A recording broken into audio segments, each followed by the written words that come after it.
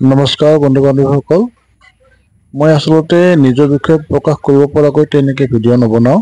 মোৰ ভিডিঅ'বোৰৰ মাজত সাধাৰণতে বাতৰি সংক্ৰান্তীয় আৰু সাক্ষাৎকাৰ ভিত্তিক ভিডিঅ'বোৰ থাকে। তাৰ মাজতে কিছু নাচ গানৰ ভিডিঅ' নথকা নহয়।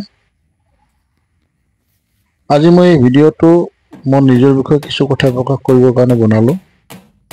দেখিছে, আমাৰ ঘৰৰ বাৰান্দাত এগৰাকী মিস্ত্ৰীয়ে এখন চোফা ভাল কৰি আছে। মই আজি এই চোফাখনৰ কথাই কিছু আপোনালোকক জনাব খুজিছোঁ। আচলতে দেখাত এইখন এখন সাধাৰণ চোফা হ'লেও মোৰ জীৱনৰ লগত এই চোফাখনৰ বিশেষ সম্পৰ্ক আছে। আচলতে এই চোফাখন চোফা ছেট এটা মই মোৰ বিয়াত সৌৰ পক্ষৰ পৰা উপহাৰ হিচাপে পাইছিলোঁ। তেওঁলোকে ছোৱালীৰ মৰমত মোক এই বস্তুখিনি উপহাৰ হিচাপে দিছিলে। আপোনালোকে নিশ্চয় বহুতে জানে যে বৰপেটা পাঠশালাৰ হৰিপুৰৰ চলিয়াপাৰাৰ গীতুমণি ডেকাৰ লগত মোৰ বিবাহ হৈছিলে 2003 চনত।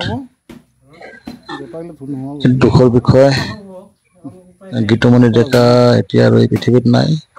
তাই ইতিমধ্যে মোক এৰি গুচি গৈছে। 2020 চনৰ আগষ্ট মাহতে গুচি গৈছে। তাৰ স্মৃতি হিচাপে তাইৰ বিয়াত দিয়া এই বস্তুখিনি মোৰ এতিয়া আছে। এই চোফাখন সেই স্মৃতিৰে এটা অংশ। আজি কিছুদিন ধৰি চোফাখন কিছু বেয়া হৈছিলে। বহিলে কুচনবিলাক তললৈ নামি যায়। সেইকাৰণে আজি মই এগৰাকী মিস্ত্ৰী মাতি আনি এনেদৰে চোফাখন ভাল কৰালোঁ।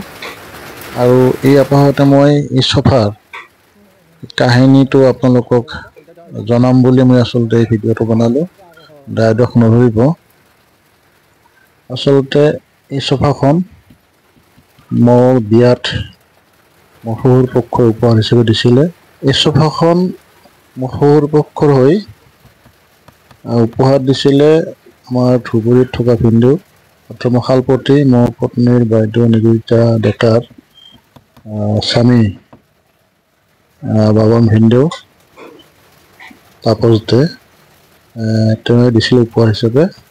আৰু এই চোফাখিনি বনাইছিলে সৰুপেটাত মোৰ ৱাইফৰ মামা ভৱানীপুৰৰ, তেওঁলোকৰে জীয়ৰী থুনুৰ গিৰিয়েকে বনাইছিলে।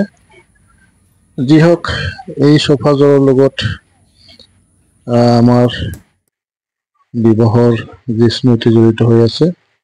সেইকাৰণে চোফাখন কিছু বেয়া হৈছিলে। আচলতে বহাৰ কাৰণে অসুবিধা হৈছিলে, পৰি আছিলে। আজি সেইকাৰণে মই মিস্ত্ৰীগৰাকীক মাতি আনি ভাল কৰালোঁ। এই মিস্ত্ৰীগৰাকী আচলতে মোৰ খুবেই ওচৰ সম্পৰ্কীয়, মোক মামা বুলি মাতে। কৃষ্ণাই কৰ্মকাপাৰাৰ বাসিন্দা, অমৰ সূত্ৰধৰ। এওঁলোকৰ পৰিয়ালটোৱে এনেকৈ কাঠৰ কাম কৰে। অমৰ, ৰাকেশ, ৰাজেশ, দিনেশ সকলোৱে কাঠৰ কাম কৰে। মই মাত্ৰ স্মৃতিখিনি মোৰ ফেচবুকৰ পেজত জীয়াই ৰখাৰ কাৰণে এই ভিডিঅ'টো বনালোঁ। বেয়া নাপাব, ধন্যবাদ। এইটো চোফাটো বেয়া হৈছিল। এইটো স্প্ৰিং আছিল, স্প্ৰিংটো উঠাব আছিল। মই কৈছোঁ উঠাব নালাগে, এইটো স্প্ৰিঙে থাকিব। ৰছীটো বেয়া হৈছে, ৰছীটো চেঞ্জ কৰি দিলোঁ। ঠিক আছে, এইটো নতুন বনাই দিলোঁ। এতিয়া কাৰোবাৰ যদি কাম যদি আছে ক'ব, মোক ফোন নম্বৰটো দি দিম, আপুনি যোগাযোগ কৰিব পাব।